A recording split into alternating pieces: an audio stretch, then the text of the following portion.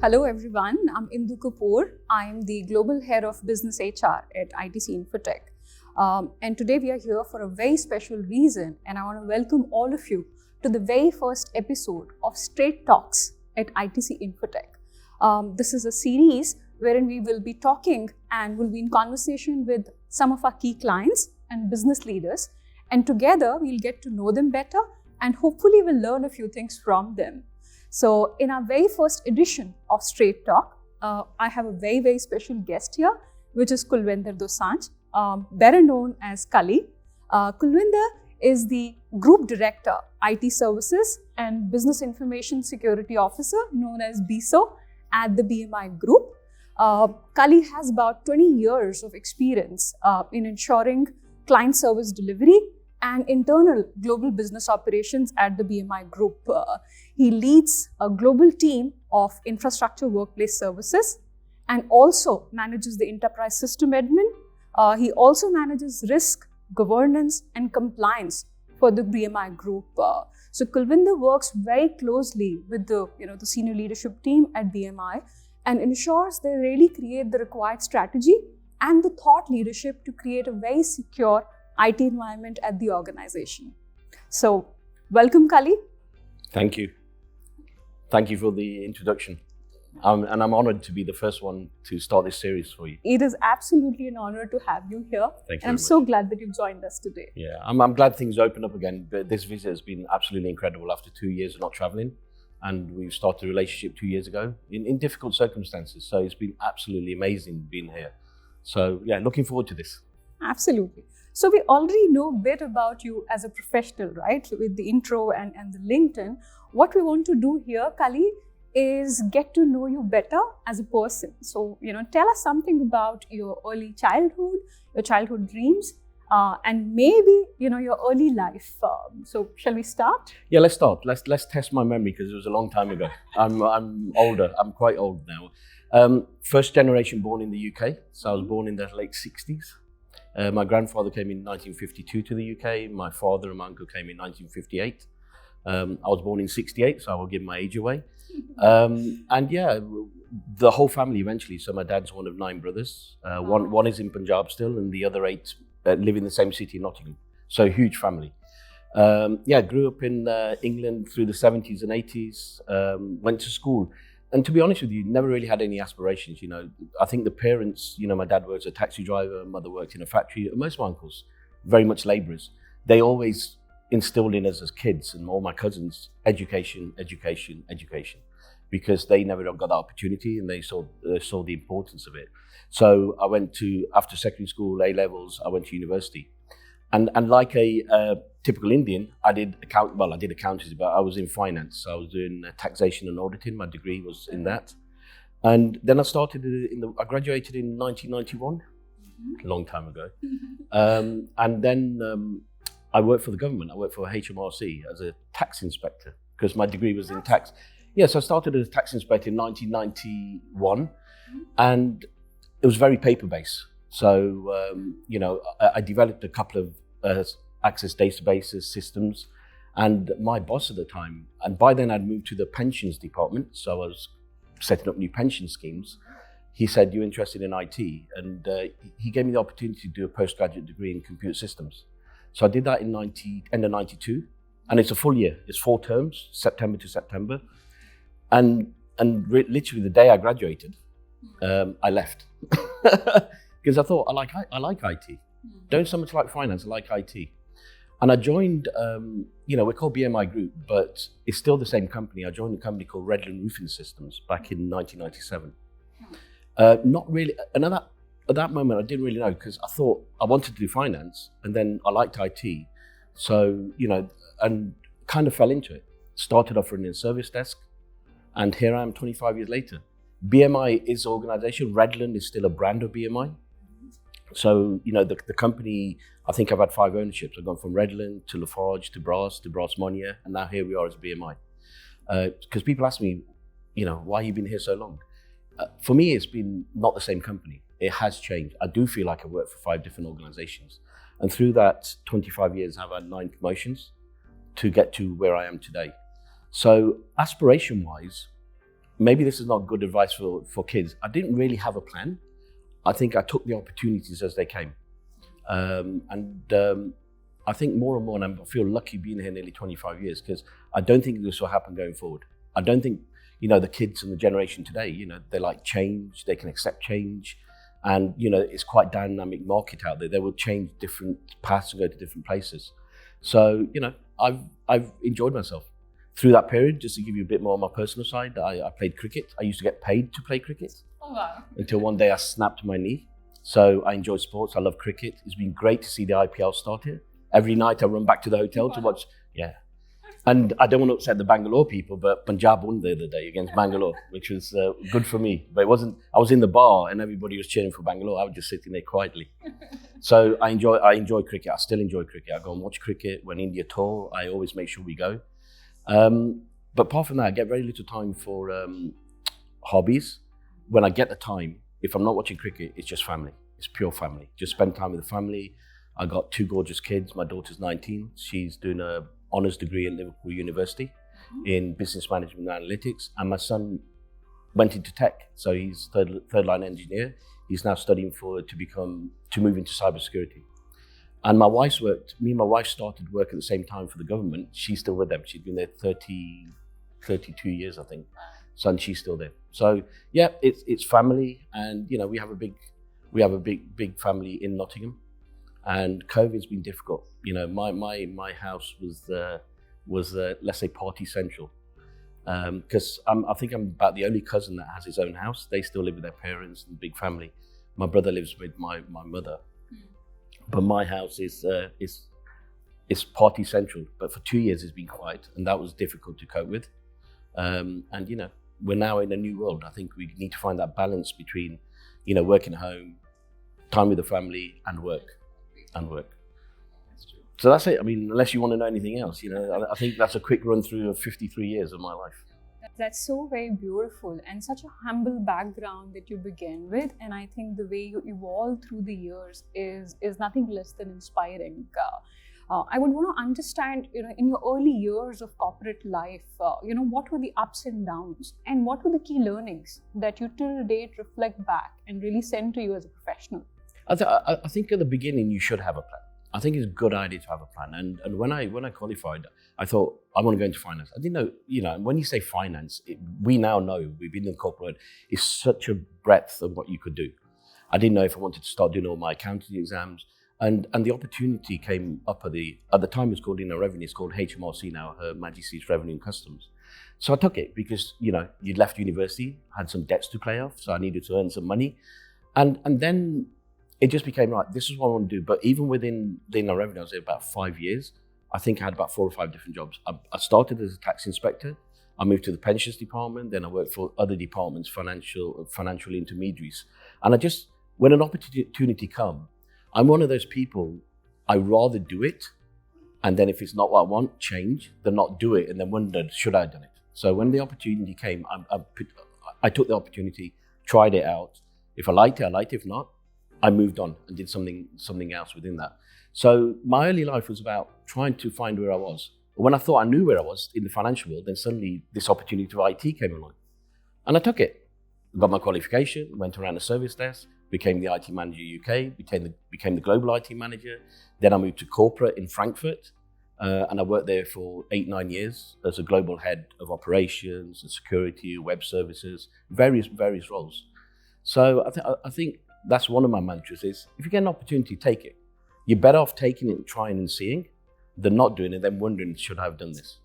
So that's the only thing I would say from a corporate perspective, is have a plan, but do not be surprised if that plan changes. The plan gives you a good start, your entry point, and then see how things progress from there. That is so true. A lot of times we have a lot of plans, but life has a different plan. So I think what I really take away from the points that you made is be open to the offerings of life. And when it comes to you, grab it with both your hands and he's a live example of what it can do for you. Now, let me ask you something about, the last 2 years. The whole pandemic has pushed all of us into a very different, agile work from home mode. while it's a blessing for employees, I'm sure for you guys, as the the information security officer, enabling the whole secure environment, it must have been a big challenge. So what have been some of the key roadblocks that came your way? I actually had a internal battle going on. I got a paradox in my role. On one side, I'm global operations, and I have to make sure the workforce is still enabled to deliver business. On the other side, I'm the business security officer, and I have to do it securely. So when the pandemic hit, it was this is why I'm so proud of the engagement with my partners, my team. We really stepped up. Even to the board level. We had a CEO going, "What an amazing achievement we made." When you're given a challenge, you just get on with it. You don't worry about it. We were given the challenge. Luckily, we had a couple of weeks' notice that the pandemic, there will be a lockdown, and we started looking at our internal structures, our VPN setups, how we're going to make the workforce being able to work from home. We already started changing our key resources. I used desktops to give them laptops, so we kind of got ahead of the game. We could see it coming, so we didn't wait to react. We tried to be as proactive as we could be. And there was no roadblocks because the business could see it. The roadblock always for me is, and I have a great CFO, but he's always challenging. He wants to see the value in money, and this was quite an easy decision for him. The investment was there, so I had to make sure we did the best with the investment we had to make sure our workforce became agile and will be able to keep the business running. And literally within a few weeks, we had that set up. We had our key resources really set up with what they needed to be able to be agile and work from home. So usually for me in operations, the discussion with the CFO could be a roadblocker because you're trying to show the value. But this was a global pandemic, people understood, but we got things in place. I am absolutely so proud of my team. My role on operations side is I actually don't want anybody to know me because the only time people get to know me is when something's not working. If it's working, it's perfect. I like the silence. Run silent. I don't need the spotlight. I don't need to be a hero, neither does my team. But we were in the spotlight this time and we delivered. And it wasn't just us, it's together with our partners as well. We put that infrastructure in place. I've got a very international organization I work for. So even in London, in Reading, where we're headquartered, most of our board, some of our board live in the US. So they went back home. Others live in other countries or outside of Reading. We got them mobile, we got them agile, we got them mobile, and we stayed connected, and we were successful. Last year, financially, was our best year as a business, even during a tough time. And it was because we were able to do business. Now we're coming out the end of it. I think the pandemic, all it's done is accelerated some of the ways of working because they were coming anyway. The new generation are asking for that flexibility, the work from home. The pandemic, I think, has just made it come quicker, and we've had to react to it quicker. And we at BMI, and right to our parent company standard and all the opcos underneath it, have reacted to it. We have now an agile workforce. We're now testing out what's the right balance because we've just come back. We've got to find out what the balance is. So our guideline at the moment is 3 days in the office, 2 days work from home, or another office near you. And we'll see how that goes. Because, we've shown you can work outside of the office environment and still be successful. But what we've also learned is you can't work at home all the time. The more senior you are, this, for instance, coming here, the connect I've had here has been amazing. And you can't do that on a Google Meet or a Team Meet or anything like this. You need to be physically there sometimes. And we're trying to find that balance. And I think people will find that balance. And you will now find whichever corporate you work for, they have that flexible mentality. They don't have the mentality, I need you here because then I know you're working. We also as an organization, and I think this is in the IT industry, we don't carry bench. We don't carry lots of people in the same role. When somebody's not doing something, it's clear. It's not about the person sitting there in front of you. And I think the business understands that now. And so challenge was the speed we had to do it at and the long hours we had to put in. But again, not sounding too big-headed, we're experts in our area, and we showed that ability to our business that we can do what you've asked us to do. And we delivered. We delivered as an organization. And I'm super proud of my team, super proud of my partners, like ITC, as we continue on that journey and make sure the workforce stays connected, because that's really important. We're across 40-odd countries. I have 300 plus locations, 128 factories, over 10,000 employees. So we have to stay connected. And what underpins that connection or connectivity is IT. And that's why I'm very proud of what we did. So no real issues, to be honest with you. We just got on with it, we got it done, and we got it done. That's really, really nice to know, and really glad to hear that, you were able to deliver it in such a seamless manner that it ensured a continued, business delivery. Now, what I hear from you that, this whole work from home model, or, as we call IWFA model, is here to stay. When you look at the future, is there any instance or any particular episode from the past which haunts you, saying that, would I be able to sustain it? And what if it happens again? So, I on purpose mentioned something at the beginning of my answer last time, but I didn't do the second bit. The thing that haunts me is doing it safely and securely. We're in a changing world. It's so sad to see what's going on with Ukraine and Russia. The battle's on the ground, but that's going to turn to cyber soon. We're going to see an uplift in cyber attacks, once whatever's achieved has been achieved. So for me, the paradox of my roles was I was super happy, but I was really worried, have we done this securely? So what haunts me, and it always haunts me, is, are we secure? Are we doing this securely? You can put rules in place. You want to make your workforce agile, but you still got to have a control around that agility. I can make everybody completely agile. They can go into an internet cafe, they can go into their, if they go to their cousins and use their PC and get them logged in, but you have to be careful of how much you're exposing. So that balance between agility of the organization, but also the security is what haunts me, because, somebody quite cleverly gave me both roles.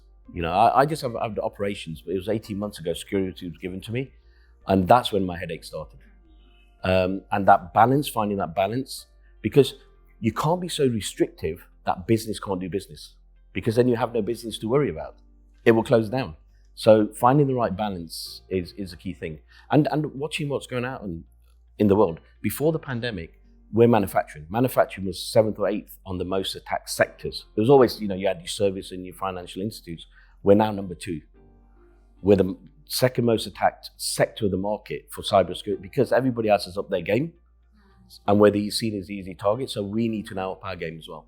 So the haunting part of our role is so proud of what we do, the agility, operations, keeping business connected. The other thing is I need to put a bubble around that and do it securely, but find the right level of security I put around this. But we're getting there.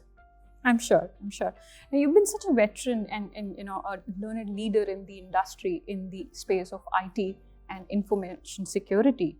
What is your advice to young professionals who are entering this space, and what are the learnings that you think help them make a career like yours? Well, I think it's really to reiterate what I said earlier on, is have a plan. I think it's always good to have a plan. Let me give you a really personal example of my son. Because of the way I was brought up, it was education.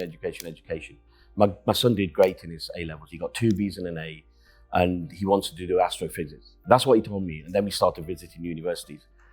But he decided by himself, and he was looking at other career paths, that he didn't want to go to university. But he was too scared to tell me. I don't know why. So he's too scared to tell me. And he didn't go. He wanted to go into IT. You inspired him. Well, without realizing that, to be honest with you. He only told me afterwards. He spoke to his mum, and they're very close to their auntie. My sister-in-law is fantastic with my kids, and she's a lawyer, and she gives them really good advice. He decided, I was upset. I said, look, try it for a year. If not, go to university, and I will still support you in that. But he developed a career for himself. He had a plan. Now he's in that career. It's going another way. He had an opportunity now to move into cybersecurity. And he's taken the opportunity. So what I say to young people is, have a plan, execute the plan in the beginning, and if you've got a plan for life and you like to be really meticulous, do that, but I guarantee you it will change.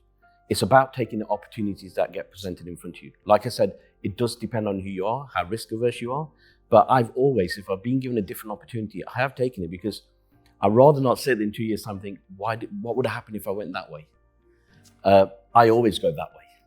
And then if I have to come back and move up, then I've done that. But I've done it within the same organization because I've had that opportunity. So very simple, have a plan, execute at the beginning, but your plan will change. And depending on who you are, my encouragement would be take those opportunities. And I've said that to my son all the way through. My daughter's now going through university. I've said the same thing to her. She has a plan, the career she wants to have, And then she'd be like me. She's super. She's more like me than my son. My son likes a bit more of a plan. She will execute, then she will just flourish. I know she will. And more, as I said, you will not go into one company and be there for 20 years because the world is so dynamic. You're going to get opportunities. I encourage people to take the opportunities because it grows you as a person. The more you're exposed to, the more I think you flourish as an individual. So in this ever-changing world wherein, the business models and technologies are changing so rapidly, how does one remain, relevant and upskill themselves and, be in the path of continuous learning? And even if you find, what you want to learn, it is very difficult to remain disciplined and focused and get to the bottom of it.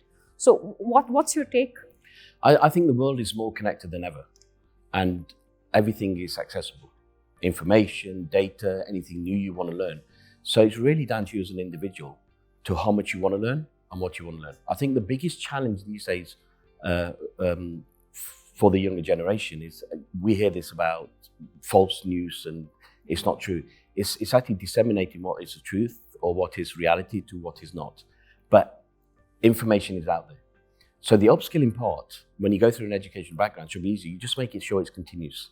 You check it out. I mean, I do it now. I get up in the hotel. I don't know why. I just turn the news on. It's just in the background. You pick things up. You know what's going on in the world. It's stay connected. Don't. Your parents may be that they did something. They became an accountant and that's it. They just do the job and they feel they don't need to learn. I think in today's world, because I've talked about those dynamic opportunities, you need to stay connected. You can access the information you need. You can learn new things very simply just by typing into any kind of browser. So it's down to you as an individual how connected you want to stay and what you want to learn. That upskilling is totally down to you. We talk about it now in my operational world. The biggest change I've seen is very much we used to have people just wanted to call an engineer, go run and fix an issue. We concentrate more on self-serve. We give them the ability to self-serve themselves. I'm trying to drive down the number of incidents and tickets because I've got a generation of people coming through now who's saying, I don't want to ring the service desk and be there on their phone for half an hour. Just tell me what I need to do. So the way we do our knowledge database, the articles we do, is what we're finding, and I haven't got the demographic, is the uptake is really going up of self-serve. They rather than speak to somebody, they have the confidence, give me the knowledge article, let me have a read of it, can't log on from home. Okay, I understand this, and they do it themselves. So long as I keep feeding that data, we as an organization in my operations become more self-serve. I have this mantra, it's called prevention, self-heal, self-serve. We take analytics and we work very closely with ITC. So I did a tech talk with ITC about prevention. The data that you get fed in every part of your business, right from manufacturing to the way you do processes in finance, the data gives you information. If you can understand your data, you can see issues that are coming. So you prevent before something happens. And that's my silent running. I don't want my business to know something's going to go down. When we get the analytics, when we get the data and we get the insights, we prevent. My partners help me to prevent incidents happening. If we haven't got the data and it does fail, then I want to make sure it can self-heal. We have systems in place when something doesn't work, it can self-heal itself because it knows something's broken. We have servers which you can see a service has gone down, it will reboot that service and it will work. So if we can't prevent, we make sure we self-heal. So the users feel no impact. We do this in the background. This is silent running. But even if you can't prevent and there is an issue which can't self-heal, we give the power to the users to say, right, you can actually self-serve yourself to fix this. So it almost becomes silent running all the way through. They have an issue at the end and we've tried everything to prevent it and self-heal it. The user can then, self-serve themselves and fix it without talking to anybody in IT. And I think that's important. My guy's going, oh, well, IT will disappear. Well, it won't. That prevention and that self-heal is where we focus. We don't want the user to be touched by any issues. We want to underpin the service, make sure it works. But if it does get through that and they self-heal, what we look at is what went through, what the knowledge articles being accessed, which gives me an idea of what the issues are. Because then you take that data and you say, right, can I prevent it next time? So that mantra about prevent, self-heal the service, but if that doesn't work, then let the user self-heal. More and more users are saying, Don't give me a telephone number to call or an email address. Just give me some data that I can fix my own issue. And that's a real change in my world. And it's made my job easier. Well, that's a really valuable nugget in terms of saying, one, remain absolutely connected with your profession, gather the information around you and decipher information from the noise. Once you really do that, ensure that the learning is bite size is the right size, is what I hear from you, and and self-paced learning, which is self-service, and ensuring that your systems are in that self-healing mode. And in order to create that sort of an intelligence, I'm sure there's a lot of learning and data digestion which happens at the background. So I think that was really, really insightful. Yeah, this is where partners help. You don't have to do everything yourself. I always, ITC, the first thing I said to you, you're not a vendor, you're not a supplier. You've been brought in as my partner. You're the experts in your area. And, ITC adding value to me because we're constantly learning together. And they are the ones as the experts coming to me with the solutions. We've had quite a difficult transition because of, our estate. Nothing to do, it's quite legacy. But we're fixing the basics now. And now, when I've been outsourcing before, 18 months into 2 years in, we still got real fundamental issues. In this service, I have no fundamental issues. We have little issues, which we're now resolving. These meetings are doing that. But all we're thinking about is how we're going to the next step now. It's IT is a foundation of any organization. If that's not solid, everything else wobbles. I'm finally feeling that we're making that foundation solid with our partner ITC. And we're now thinking of how we're really going to drive value to the customer. And I talk about this prevention, self-heal, self-serve. So the value is less time to fix an issue. The users can do it themselves. We feed them the data. So they don't even need to disseminate it, because what we're saying to them is all the work we've done and saying, this is what you need to do. And they're taking it and they're running. So we're making them more agile. We're fixing their problems quicker. Therefore, the business is, it's more dynamic and it's moving a lot quicker. IT underpins everything we do. When I started 25 years ago, there's many, many processes I think which IT did not touch. In today's world, I can't think of any key business process where IT does not touch it. So we have to make sure we up our game and we support the business in delivering what it needs to. So that's great, Kali. Now, we've been a partner with BMI ITC Infotech, and I'm sure you've experienced us as a team. What is it that one thing that you like about us as a group, and one thing that you would want to give us as an advice to become better partners? Yeah, I think advice I would never do. As I say, and I made it clear to ITC and I made it clear to my other partners, you are engaged as a partner because you are the SME of your world. And that's why you've been brought here. I would never engage with somebody and then tell them how to do their job. That's not what I'm here for. I tell them what the outcome I need is. How they do it, it's quite surprising. You might find this quite surprising. I think people will find surprising somebody who runs operations who will say this. I really don't care about the technology. I really don't care. I want a service. How you underpin that service is down to my partners. They want to use Citrix, they want to do VDI, they want to, whatever they do. I may question that if I feel if it's not going to be the best for my organization. But I'm about outcomes. I worry about customer experience. When I was negotiating this contract, I started talking about CXLAs, and ITC go, what are those? We have SLAs. I said, no, I want the customer experience. Because I have processes where I have many, many partners involved, my user might phone up on a Monday and this issue is not fixed till the following Monday because it's gone from ITC to my AMS group to security. Everybody shows me green SLAs, but my customer is sitting there unhappy. So I look at these dashboards, which are all green, but my customer's saying, I waited 6 days. It doesn't work. So I try to work with my ITC and other partners and make sure the process is all about customer satisfaction and customer experience. But I would never tell them how to do the job. They know how to do the job, and if they don't, then, I wouldn't engage with them. And the fact I'm still engaged with IT shows how well I think, ITC, shows you how well I think they're doing. The one thing I said to the team, we had a sensational event on Sunday. The whole team came together and we had a dinner. For me, what the surprising thing was, it was the first, it didn't kind of click, but it's the first time the team had met. I've got 80 people working here for us, and it's the first time they'd only met the week before for the first time. And the one incredible thing I can say, and I hope my users agree with me, is the biggest compliment I give to ITC is when you provide services, I think it's always important the team's together. Service desk and L1 are sitting together. They can hear what's going on. Everybody gets to know each other. The whole team's on one floor. But for the last 2 years, they've not had that. They've been isolated. But my users have not felt that. And that's, firstly, it's adamant to the individuals involved. It's really difficult to be, so our infrastructure support team is about 30 people. It's led by Mahesh. But Mahesh was sitting at home and his teams were in Hyderabad and back in Delhi or wherever they were. But the way they worked remotely was unbelievable. It's easier now being together, but they made sure the customer didn't feel it. So I wouldn't give advice to ITC, but I would say thank you. And I have said thank you because I think the last 2 years have been difficult. They've been challenging for a partner like ITC to deliver the services I've outsourced while people are working at home.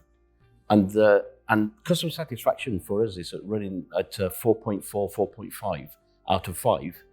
And that is an amazing result when everybody's working remotely in a support capacity. So thank you. I'm looking forward to going from 4.5 to 4.9 now. They're all together. But yeah, I wouldn't give any advice. I don't need to. I'm connected with the management here, the senior management. I have conversation with Sudeep, your CEO, and that's one of the reasons I moved to ITC is I'm a slightly bigger fish in a smaller pond, and I really so that means BMI gets what it needs. And I like the whole strategy the ITC have is, Sudeep said, I don't want thousands of customers. I want a core set of customers who we provide the best service to. And that's why ITC, for me, have been, in my 25 years, the best choice of partner I've had in this area. Thank you so much, Kali. On behalf of the team, I must commit that you'll continue to have a wonderful experience with the ITC Infotech team. And we're really glad to have you as our client and of course have our guest for today's conversation. It's been such a lovely conversation. I personally enjoyed it. And thank you everyone for being with us for this insightful conversation. This is your friend and host signing off. And we look forward to meeting you in the next episode of Straight Talk. Till then, take care of yourself. Goodbye.